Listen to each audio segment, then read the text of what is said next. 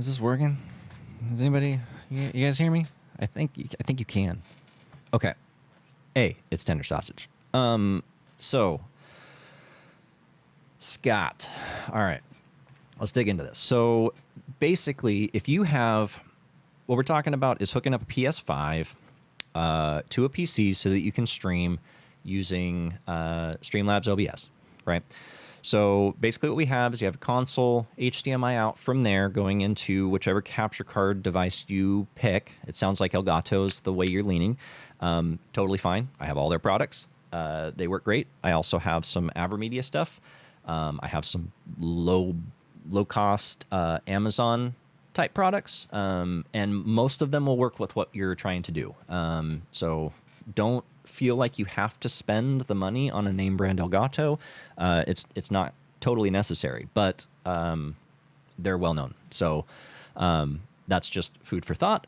Now back to figuring it out. So when you have your PS5 hooked up via HDMI, what you're going to have is you're going to have coming out from that the game video, the game audio, and your party chat inbound, right? And so what that means is it's going to be the party chat that you hear, that all, because you are able to hear it, is going to get passed through the HDMI out to the capture card and then into Streamlabs. And if you are going to communicate with people on party chat, totally fine. Your microphone, your headset microphone that's plugged into your PS5 is going to take that microphone audio and it's going to use it in that voice chat application on the PS5. Now, the issue here is that when you that's only on the PS5 side. And unless the PS5 has a setting or something that would allow you to port your own microphone audio out of the PS5 through the HDMI cable, to the capture card and ergo to Streamlabs, your stream isn't going to hear you. So yes, you would need a second microphone plugged into your PC to capture your audio separately from the chat that you're hearing from there. Now, because these two are separate, there's really no concern. It's just a matter of configuring Streamlabs to have an additional source that is that microphone plugged into your PC. And that microphone can exist anywhere. It doesn't have to be in frame. It can just be, on the desk or something. I have this one, but I also have 5 other microphones that I use for different things like that. Yeah, absolutely. You can do it that way. And it shouldn't be overtly complex. And actually what it does give you is it gives you a ton more flexibility when it comes to adjusting your audio in stream.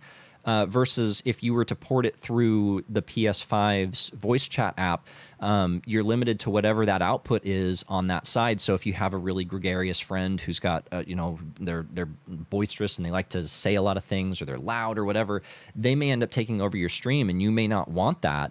And so what you can actually do, like if your voice chat's being toxic, you can always leave that, and it doesn't affect your stream because your audio is cordoned off. It's its own input device.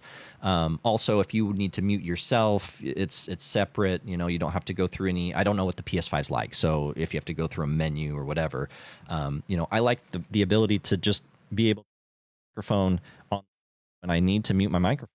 I can just do this and it's fine.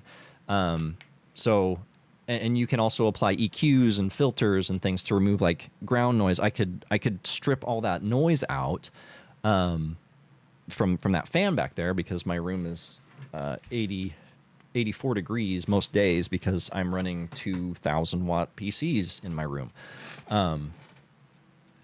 But again, I'm just pointing out that you have a lot more control if you have a separate microphone plugged into your PC that is inside the Streamlabs OBS instance. So my recommendation right now for you would be to hook up your PS5 the way you would normally hook it up, and use that headset microphone for voice chat, and then get a second microphone if that's an option.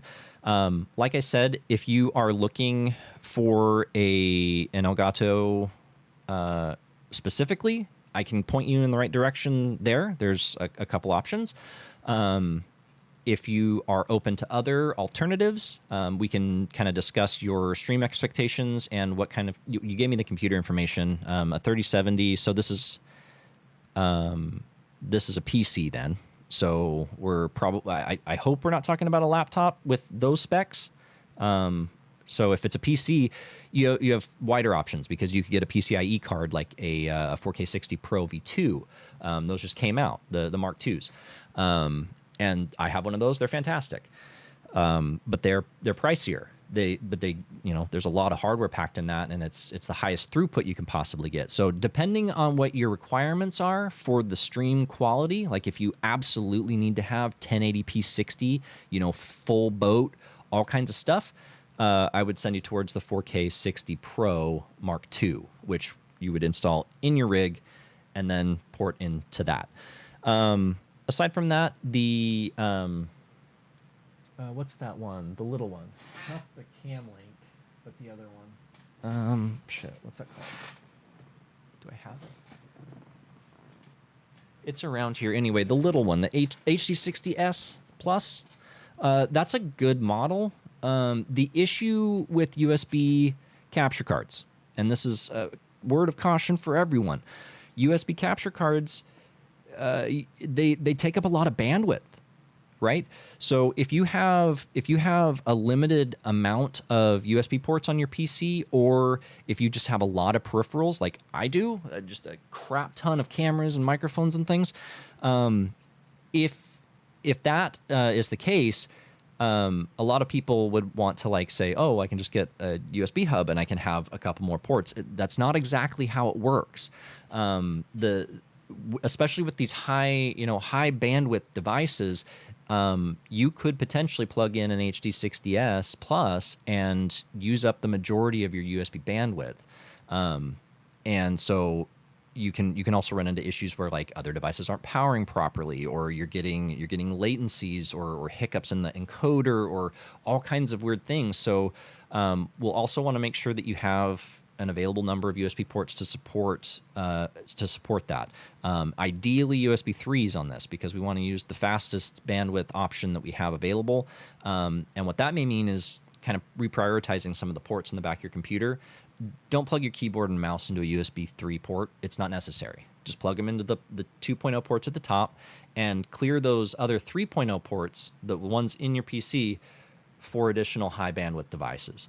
And my recommendation 100% of the time is do not plug a camera or a capture card into a USB hub, powered or not. It's a bad idea. Plug them directly into your PC. I data dumped a lot. That was, how much time did we spend on that? No idea. Anyway, questions, come back to the chat, come back to technical support. We'll figure it out. But yeah, just let me know.